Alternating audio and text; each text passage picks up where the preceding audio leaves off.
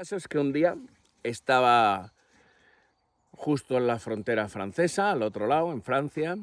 Fui a hacer unas compras, fui a mirar unos temas de fotografía y al salir de donde había ido, justo antes de incorporarme, o en el carril, justo en el carril de incorporarme a la autopista para volver para casa, había usado el Discovery 3, el negro que habéis visto en alguna ocasión, para ir a los Alpes. La verdad es que estuve estupendamente, anda de maravilla.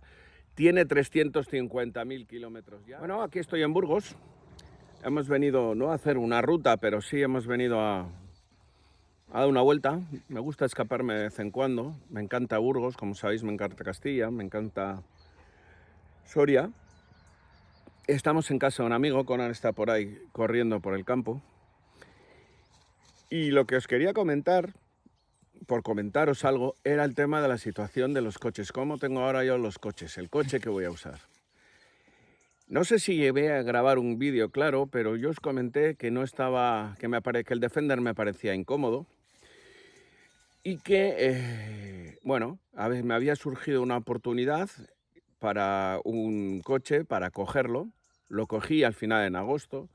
¿Qué coche era? Era un Discovery 4, Land Rover Discovery 4, con una particularidad que tenía bloqueo trasero. Aparte del central que llevan todo, este tenía el bloqueo trasero de fábrica, automático. Bueno, automático, de los que tiene él. Sí, que no se accionan, sino que él mismo va entrando progresivamente en función del terreno, de las ruedas, de cómo ruedan las ruedas, de cómo no, si pierden tracción, no pierden tracción en función del terreno, ¿no? Automático. El caso es que lo compré, como os digo, lo probé el mes de agosto, andaba estupendamente, estaba precioso, tenía 140.000 kilómetros, pero estaba muy bien conservado. Lo estuve usando, no lo usé road, sino lo estuve probando, como os digo, agosto, parte de agosto, porque la otra parte de agosto estuvimos en los Alpes. Luego probé septiembre y a final de octubre, bueno, pasó lo que pasó. En septiembre, ¿qué notaba yo en el coche? Que les dije incluso a los de la Land Rover. Yo notaba una vibración permanente, un... De hecho, yo lo que estaba convencido que fallaba algún soporte, algún silent blocks del soporte del motor. Se lo llevé a la Land Rover, lo miraron y ningún problema. Ahora, el coche andaba como una moto, era una maravilla de coche, es una maravilla de coche, el Discovery 4. Del 2016, le llaman en los entendidos o en el círculo de los Land Rover Discovery, le dicen el 4,5, es posterior, es como si fuera un coche posterior al Discovery 4, pero justo anterior al 5 o al New Discovery. Bueno, el caso es que un día estaba justo en la frontera francesa, al otro lado, en Francia. Fui a hacer unas compras, fui a mirar unos temas de fotografía y al salir de donde había ido, justo antes de incorporarme, o en el carril, justo en el carril de incorporarme a la autopista para volver para casa, hace el coche un clac, clac, clac, clac, clac, clac. Era un clac, clac, clac, clac que sonaba a un clac, clac, clac de plástico. No parecía que iba dentro del motor. Bueno, aceleré un pelín y el clac, clac, clac, clac cogió más intensidad. Es como si subiera con las revoluciones del motor, subiera el clac, clac, clac, ¿no? La frecuencia del clac, clac, clac. Bien, el caso es que dije, bueno, en casa, en cuanto llegue a casa me meto debajo del coche. Pues no llegué a casa. Fue subir esa cuesta de incorporación a la autopista y quedarme de repente, llegar arriba de justo cuando me iba a meter en el carril derecho de la autopista, ¡clank! El coche gripado, se para el motor de golpe, el coche se quedó como un bloque en un segundo, luego ya enseguida se quedaron las ruedas, digamos, muertas y con la inercia me pude retirar a la derecha. La verdad es que me quedé en el mejor sitio que me podía haber quedado de la autopista, justo en la incorporación fuera del carril, fuera digamos, del arcén normal, en un sitio mucho más amplio. Y ahí acabó. Ahí partí motor. Gripó, partí motor. Lo llevó la grúa, se lo llevaron a la Land Rover. En la Land Rover hicieron la prueba y el motor no giraba. Y es ahí cuando, después de 2 meses y medio de tener el coche, yo no sé si os lo he dicho, lo compré en la Land Rover, en Euroland, en San Sebastián, en un concesionario oficial y con una garantía de 1 año. Yo no compro ningún coche si no es en un concesionario oficial de la marca en la que lo compro, por la garantía. Y durante ese primer año, en principio, siempre lo llevo a la casa oficial, ¿no? He comprado varios así, han sido todos Land Rover y han sido todos en la misma casa, pero bien. Tengo muy buena experiencia en cuanto a servicio y profesionalidad de la gente. Fui donde ellos, estuvimos hablando, se intentó cambiar el motor al Discovery. Al parecer no había otro motor. Yo ya les dije que no iba a aceptar como garantía, como dentro de la garantía, la reparación del motor. El motor ya había sido reconstruido, se suponía que el motor se había roto y en una empresa externa a la Land Rover, por petición del cliente anterior, que luego no se quedó el coche, lo entregó allí para comprarse otro, pues se abrió el motor y se fue a reconstruir. La misma Land Rover me ha dicho que ellos no abren motores y que lo normal es que si no llega a ser por el cliente, ellos hubieran cambiado el motor en su momento. El caso es que ahora no había motores y como no había motores les dije, si no hay motores, yo quiero la devolución del dinero. Bueno, hubo un impasse de búsqueda de motores en condiciones, porque también les dije que antes de poner ningún motor quería saber yo de dónde había salido el motor. Bueno, el caso es que profesionalmente, muy profesionalmente y sin ninguna especie de pega, se me devolvió el dinero. Se deshizo la operación, les volví a vender el Discovery 4 y se devolvió el dinero. Yo tenía el Defender a la venta.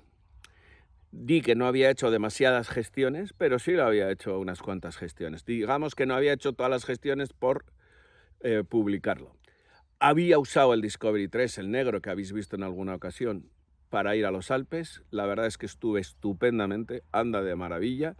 Tiene 350.000 kilómetros ya, este también con un motor cambiado. Por eso me animé a comprar el Discovery 4, porque tenía la experiencia del Discovery 3 que se le había cambiado el motor, se había cambiado, tenía garantía Land Rover y ese motor anda estupendamente. Bueno, el caso es que ahora el Discovery 4 lo dejé, he recuperado el Defender, lo he sacado de la venta. Creo que me lo voy a quitar. De hecho, estoy probando ahora y me voy a la Sierra Norte de Andalucía con Rafa y con el Defender. ¿Qué pasará con el Defender? Pues el Defender en principio tenía un problemilla que parece que lo hemos solucionado, cambiando la válvula de la bomba de gasoil, la válvula de la bomba de gasoil, que debe ser muy puñetera y no da error electrónico informático, o sea, no avisa del error. Parece que está solucionado. El Defender sigue siendo un Defender en cuanto a lo incómodo, pero bien, entonces decidiré a la vuelta del viaje de Extremadura. De Extremadura, sí, bueno, vamos a estar Sierra Norte de Andalucía, Extremadura. Salimos de la provincia de Huelva, nos metemos en la provincia de Sevilla, creo que llegamos a pasar a la provincia de Albacete, luego estamos en Jaén y acabamos básicamente en Jaén, en la provincia de Jaén. Vamos toda la Sierra Norte, toda Sierra Morena, las sierras nortes de la provincia, de la Comunidad Autónoma de Andalucía, para acabar en Alcaraz, en la Sierra de Alcaraz, en el pueblo de Alcaraz. Veremos qué tal se comporta y qué decisiones tomo.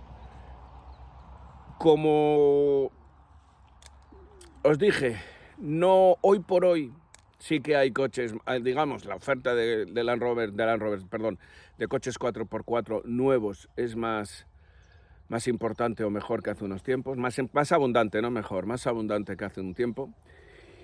Todos son carísimos. Ya veremos cómo sale el nuevo Toyota Land Cruiser, a qué precios. Parece ser que será un poco inferior a todos los que hay ahora, pero va a ser un precio muy alto. La verdad es que del precio tan alto no se nos puede escapar que un 35%, si no un poco más, son impuestos. Y de ahí para abajo, pues todo lo lógico. Son coches muy electrónicos, que reverle. Y iremos viendo, pero los coches nuevos que hay ahora son inabordables bajo mi punto de vista por precio. De hecho, estuve mirando incluso el pickup, he mirado el Land Rover Defender, pero descartado por toda la electrónica y precio que tiene. He mirado la Hilux, que en principio es la que mejor precio podría llegar a tener. Bueno, hay gente que no me la ha recomendado, tiene un problema de embragues, se calienta o algo, y no es la máquina que era hace un tiempo. la Ford Raptor. Estuve mirando la Ford Raptor, me gustó. Muy buena. Bloqueo, no tiene diferencial central, tiene bloqueo trasero y la versión gasolina creo que tenía bloqueo delantero. No estaba mal el precio, me gustó, es todo un armatroste. No lo veo como un vehículo 4x4, lo veo más como un vehículo overland todoterreno, más que un vehículo todoterreno puro. ¿Qué más estuve viendo? Por supuesto estuve viendo el Toyota Land Cruiser, pero el Toyota Land Cruiser en principio lo descarté en tanto en cuanto no tengamos el nuevo Land Cruiser clara, cuáles son las opciones. Lo descarté en este momento, pero no lo descarto a futuro. Y por último vi el Grenadier, el Ineos Grenadier. Lo estuve viendo, el precio se dispara mucho evidentemente y me convenció. Cuando lo vi, no. Tengo referencias ahora de gente que lo ha comprado y bueno, tan felices. Dicen que vale cada tornillo de todo lo que cuesta. Bien, lo descarté por precio. Hoy por hoy tampoco es opción por precio. Por último, bien, ¿yo qué compraría? Yo compraría el Mercedes G, pero claro, el Mercedes G, si los demás están descartados por precio, el Mercedes G ni os cuento. Y eso que el Mercedes G, en alguna ocasión, algunos de vosotros me habéis dicho, no sé si ha sido aquí precisamente en el foro de YouTube, que incluso es barato. Lo que es carísimo es cualquier reparación, ¿no? Que es un coche muy duro y todo, pero que encima luego hay que hacer ciertas adaptaciones. Bueno, eso yo creo que en todos. El único que en principio parece que está para salir de serie y meterlo al monte es el Ineos Grenadier, que no habría que meter nada. ¿Puede ser conveniente hacer determinadas cosas? Sí. La principal que me han dicho, elevar un poquito el coche. Bien. Eso de coches nuevos, coches viejos. Coger un coche viejo, adaptarlo y meter, no tanto dinero, pero meter bastante dinero para adaptarlo bien. No sé, al fin y al cabo siguen siendo coches viejos. He estado mirando, evidentemente, los Toyotas 90, 80 y 100 de Toyota, ¿no? De Land Cruiser, los viejos. Son coches que están muy caros y tienen muchísimos kilómetros. Y esos coches generalmente están muy machacados y han hecho todoterreno, mucho todoterreno. O sea, al final lo descarté. Fue el primero que miré, hay que decirlo todo. Porque me gustan, me encantan esos coches. Conclusión. Estoy hecho un lío. De momento el Defender, que parece que lo hemos mirado y anda bien. Lo único que hace ruidos por todos los lados. O sea, claro, todos me diréis, es un Defender. Sí, pero hace ruidos por todos los lados. En fin, seguiremos. Ya os he contado todo. Nos vemos. Hasta luego.